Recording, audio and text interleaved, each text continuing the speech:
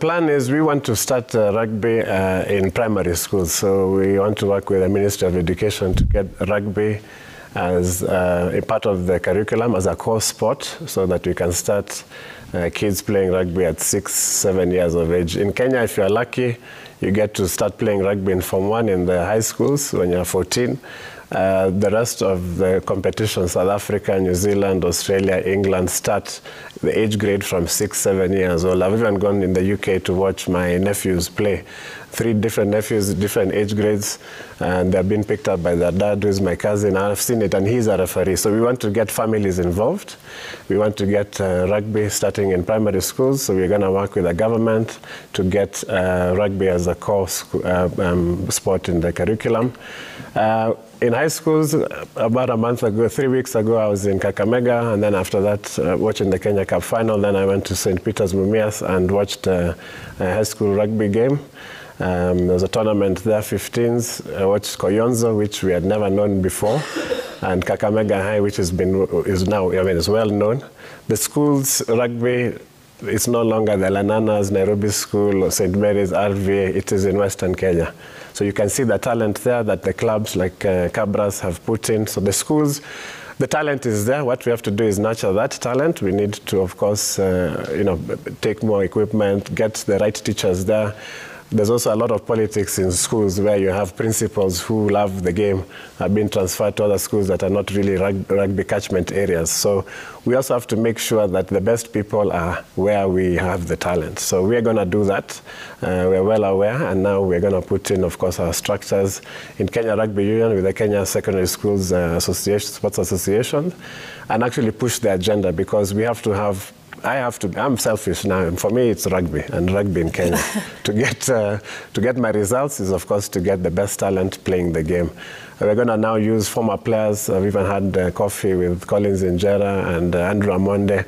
In Kenya, we have not been using our past talents. I know people like those who are great ambassadors. If you look at South Africa, former captain and who was the former coach of the Blitzboks, South Africa Sevens team, Neil Powell, is now director of rugby, and his pathway will probably be in the next few years where Rassi Erasmus is, and those are the world champions. So we have to use our human resource, which we have and we are blessed to have, in the right way. So the plan is grand, and we have a good team that will deliver this.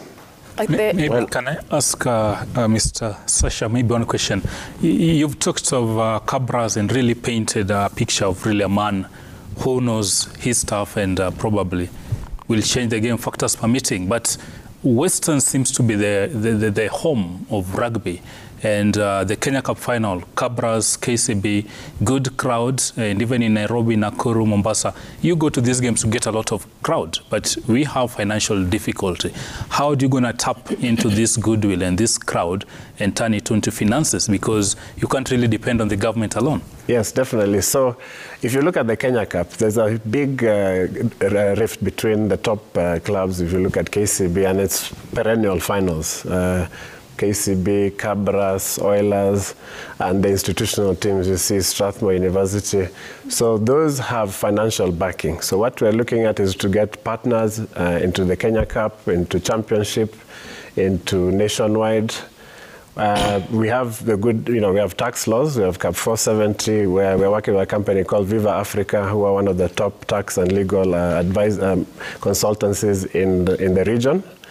Now we have to tap this gold mine, which is I think Section 12, subsection 2Z says if you put money into sports sponsorship, you get tax deductions. So we're going to be working really closely with the Ministry of Sport, ourselves as the federation, our partners, and the KRA to actualize this. So Kenya, we are lucky. This law was put in 2017, but has hardly been used. And we are going to come up, actually there's no really framework for this. But Viva Africa, who are well known in this region and have worked with all these big partners that we want to bring in, the Safaricoms, the Bamburis, the UAP, insurance companies, the betting companies, SportPesa also in a bigger way. I've even talked to Ronald. I told him, when I come in, we are going to renegotiate. We need to put up the numbers, because to run Kenya Sevens before, we were running on a budget of $2 million. When we could bring in Mike Friday, pay him $12,000 a month, bonuses for players. Our players were in a really good place compared to now. But now what we can do is, of course, we have the tax law that companies now can expense. We should put 100 million into sport. First of all, the paperwork has to be there, so it's all about accountability. So our books are open. They are not good reading, and we want to change that within the year, so that next year during our AGM, things look better. We want to bring back our partners, our previous partners, and new partners to come into rugby, because we shall give them value, and of course we'll get value from them. So we want to rebuild our brand, which is Kenya Rugby as a whole. We have the women, we have the under-20s, of course other age group. I want to bring in the Kenya secondary schools team. We don't have that. We've not had it for a number of years. So every pathway has to be, there has to also be a reward that the top players, and of course now there'll be no favoritism. If it's the best talent, you're going to play for Kenya. And that is why I actually entered rugby politics, because when we were playing, like in Mean Machine, we'd get to every final in Kenya, but we'd have only one player playing for the Kenya team. I want to assure everybody here that the best talent will represent this country. We shall harness it, and we shall work with our partners. All right, Roger. Well, my concern, I think, it's on the technical part. There's been a lot of inconsistency in our coaching department.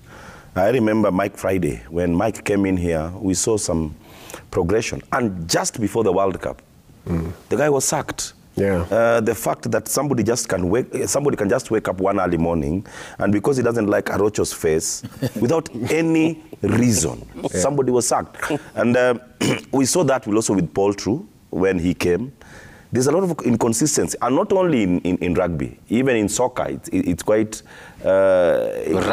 rampant, because coaches are sacked left, right, and center. Yeah. And eventually, the game suffers, because other than the tactical disadvantages, we also have some financial implications when we sack coaches. Yeah, that's happened before. It's been regrettable. And I was in the union that time, and of course it was, there were directors on the board who clashed with the coaches. It's unfortunate, and then it also leads to litigation.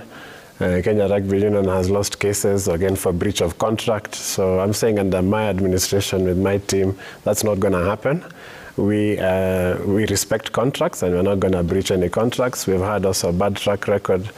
And in fact, Kenya is one of those interesting places where coaches come to work. I had lunch with Damien McGrath, and he told me, okay, Kenya is not even as bad as Samoa. In Samoa, the chairman of the Samoan Rugby Union is also the prime minister. So there's a lot of intimidation there. So we want to get the best environment and get back, of course, in good standing with World Rugby. Those are things of the past. It's regrettable it has happened. What we are saying is we're starting on a clean slate. We've been able to do this before. We've also gotten Kenya, as I said before, from position 14, 13, also relegation, to being top 5 in the world and getting to semi-finals of a World Cup. Kenya Rugby Union just brought in Jerome Pavata as the Kenya 15s coach, who was our former coach. Again, he left, but he came in before I came in as chairman. I don't know whether the gods of rugby were aligned. But Kenya Rugby Union, the former office, brought in Pavata, who will be with the Kenya team in South Africa, and has promised to deliver Kenya to the World Cup 2027. But of course, we have to give him what he requires to deliver. So our mandate as a board, we're not going to be interfering with team selections. And I've told the board the same, that it's a different administration. We have been able to do this before, and we have been successful. This is not trial and error.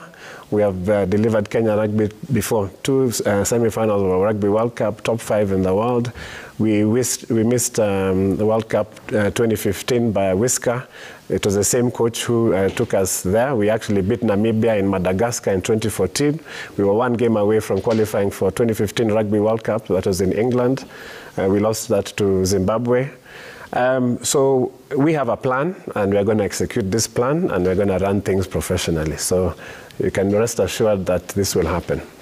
All right. Well, let's say thank you so much. But before one, Stephen Pulisic. Okay, let's also give you a rugby one. Nigeria. Probably, mine will not be a question, but probably a point that chairman might pick, because in sports, publicity and marketing is very crucial.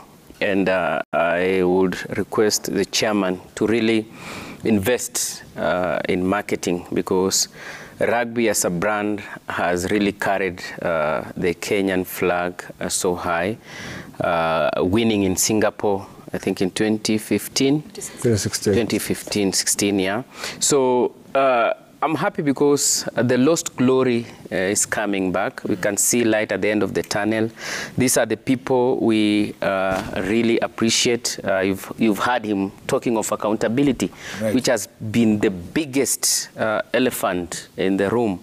So where there is clean business, I think, Chairman, you will have partners, and partner with us. Will amplify what you do in the right way, and for sure we will lift the sport back to where it belongs. Because seeing Kenya being beaten all the matches, painful. It's really, really painful. And of course, as you've talked about the talents, I think these are the people who will be feeding into the national team with the absence of the likes of Injera. He talked of that name, Hayange, Monde.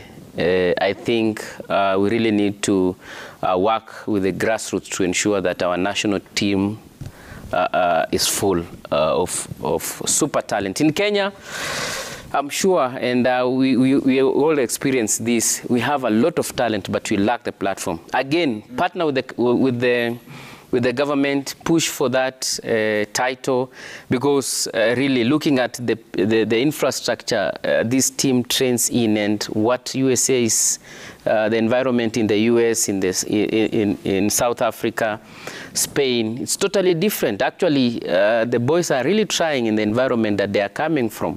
So really, infrastructure should be top of your priorities to ensure that we have the same environment. All right. Well, infrastructure, clean business, and grassroots, those are some of the takeaways. Of course, we'd like to thank you so much for coming, at least giving us your first TV interview since you became the boss. So we'd like to wish you all the best, and also pass the message to the boys, and if they're watching, it's just a bump on the road. But as Kenyans, we are still fully 100% behind you, and we know that this, like I said, is just a bump. So to the boys, Apo, keep on shining. Tuko nyuma yenyu mbaya sana. To Chairman, as Shujaa said, you have our support. As a fourth estate, we will continue to watch. and now that you've said stuff on national television, it's now on record. Thank you very much. Thank you so much. Asante sana.